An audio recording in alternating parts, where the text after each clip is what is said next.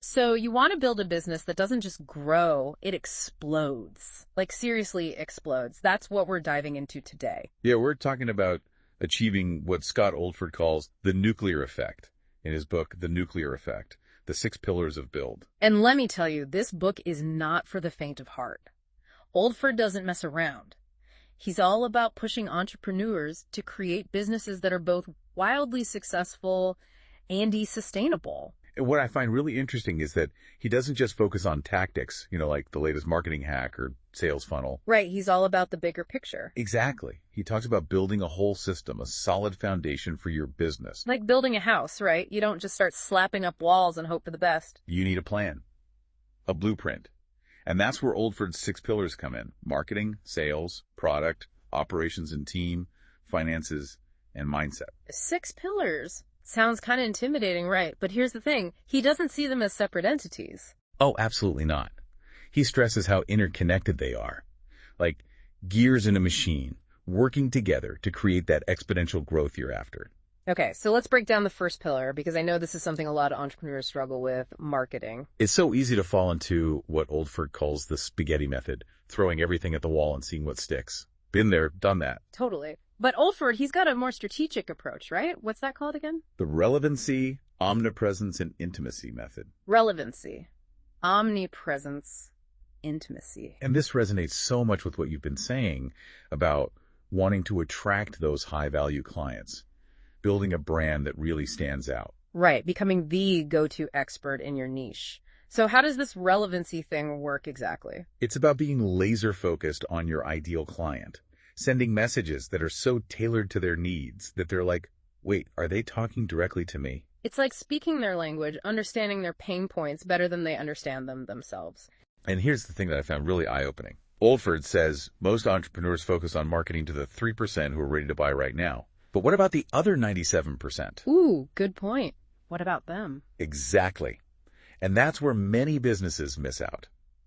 Oldford emphasizes building relationships with that 97%. He calls it the slow lane, by constantly providing value, showing up consistently. It's a long game. It's like planting seeds, right? Right. You nurture them, water them, give them time to grow. You can't rush the harvest. Precise. Okay, so that's relevancy. What about omnipresence? That sounds a little intense. Like, do I need to be everywhere all the time? I think a lot of people hear omnipresence and think it's about spamming people with ads. It's not that at all. It's about showing up consistently across different platforms, but doing it in a way that feels natural and authentic to you. So it's more about being strategic and intentional with your visibility, not just shouting from the rooftops. Exactly. Think of it like building a brand presence in the real world.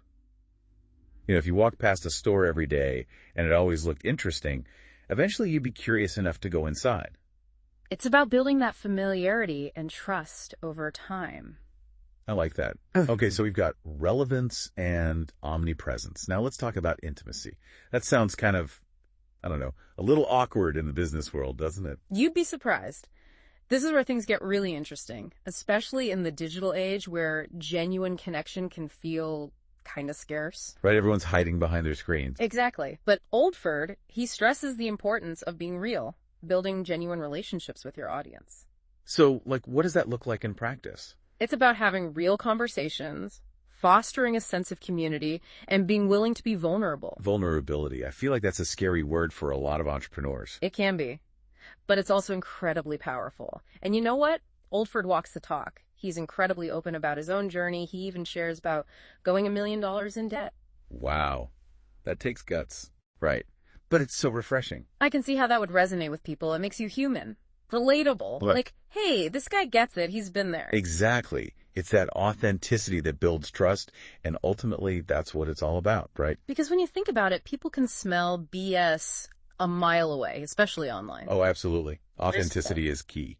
Okay, so we've covered marketing, which was a lot. It's a big one. It really is. So let's move on to the next pillar, which is sales.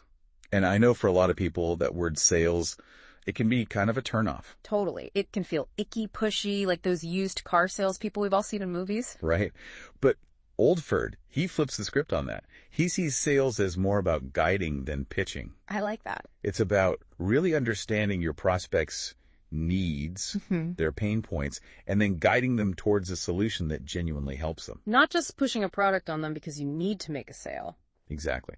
And this ties back to what we were talking about earlier with intimacy, building those genuine relationships, because people are more likely to buy from someone they know, like, and trust. Makes sense. So how does that translate into actually closing deals? Well, Olford has this 4-step close process he talks about in the book. And it's not about manipulation or pressure tactics. It's about empathy, active listening, really understanding where the prospect is coming from and what they're struggling with. So it's more like a conversation than a hard sell. Exactly. And I think that's what makes Oldford's approach so powerful. It feels good for both parties involved. It's not just about making the sale, it's about building a relationship. Absolutely. And that relationship, that ongoing connection, it's so important, especially in the online world. Because once someone buys from you, you don't want that to be the end of the story, right? Right. You want to keep them engaged, nurture that relationship, maybe even turn them into a raving fan who refers all their friends. Exactly. Okay, so we talked about marketing and sales. Let's move on to the next pillar, which is product. And this is where things get really interesting because Oldford makes this crucial distinction between offering a vitamin versus a painkiller. A vitamin versus a painkiller. I've never heard it put that way before. It's a great analogy, right? So a vitamin, it's nice to have. It might make you feel a little bit better, but it's not essential. Right. It's not going to solve a major problem. Exactly. But a painkiller, that solves an urgent problem.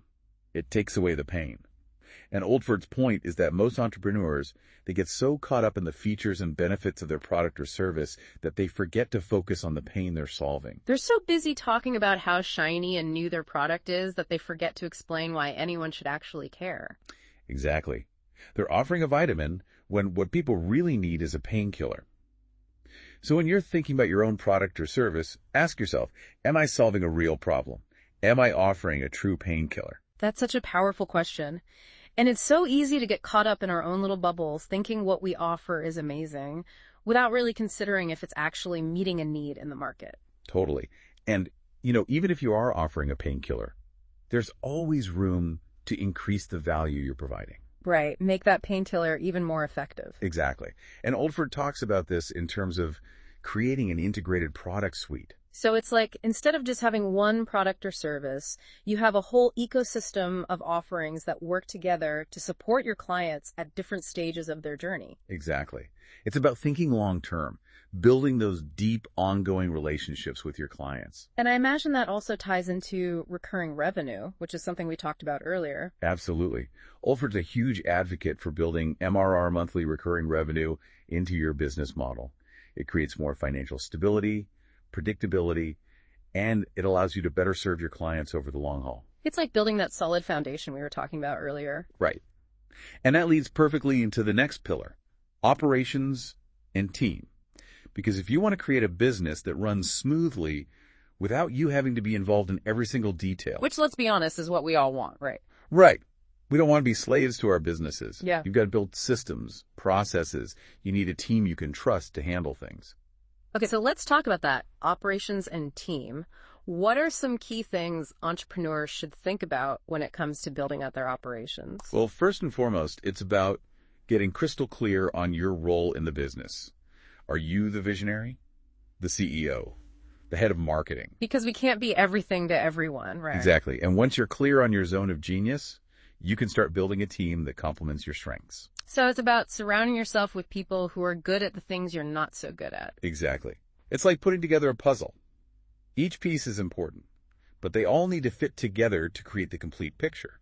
And how do you go about finding those perfect puzzle pieces? Because hiring, especially in the beginning, can be tricky. Oh, for sure. It's one of the biggest challenges entrepreneurs face.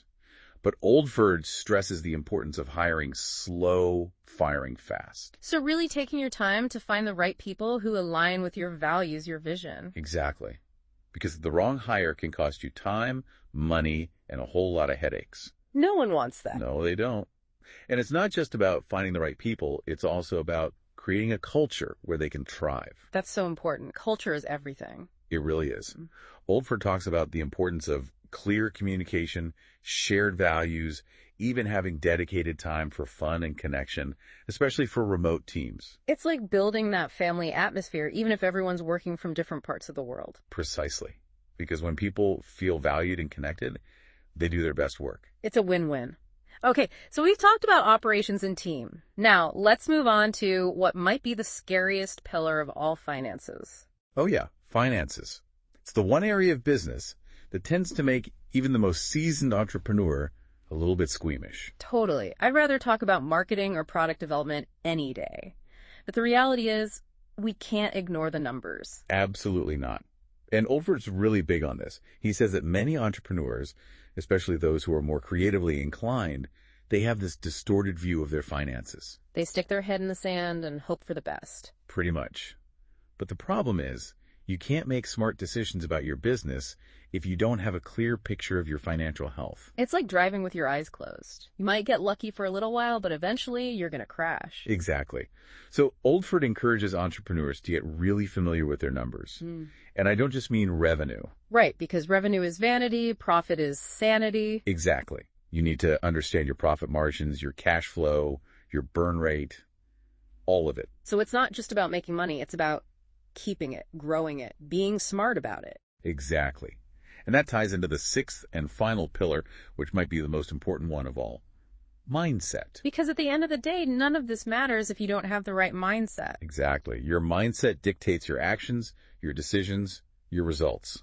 Oldford talks about the importance of shifting from a scarcity mentality to an abundance mindset. It's like instead of seeing a limited pie, believing there's enough to go around for everyone. Exactly. And that abundance mindset, it permeates every aspect of your business. From the way you approach marketing and sales to the way you manage your finances and lead your team. It's about believing in your vision, believing in yourself, and believing that you can achieve anything you set your mind to. Couldn't have said it better myself. And that's what I love about Oldford's book. He doesn't just give you the tactics and strategies, he also gives you the mindset shifts you need to truly succeed. It's like he's giving you the keys to the castle and saying, go build your empire. So, to wrap things up, I think the biggest takeaway from this deep dive is that building a successful business is not just about working hard, it's about working smart. It's about having a holistic approach, understanding how all the pieces fit together to create that nuclear effect that Oldford talks about. And it all starts with having the right mindset. Couldn't agree more. It's about thinking bigger, playing the long game, and being willing to do the inner work to overcome your limiting beliefs and step into your full potential. That's what it's all about. So for those of you listening, we challenge you to take what you've learned today and apply it to your own business. Don't just consume this information, take action. Because the only way to achieve extraordinary results is to take extraordinary action.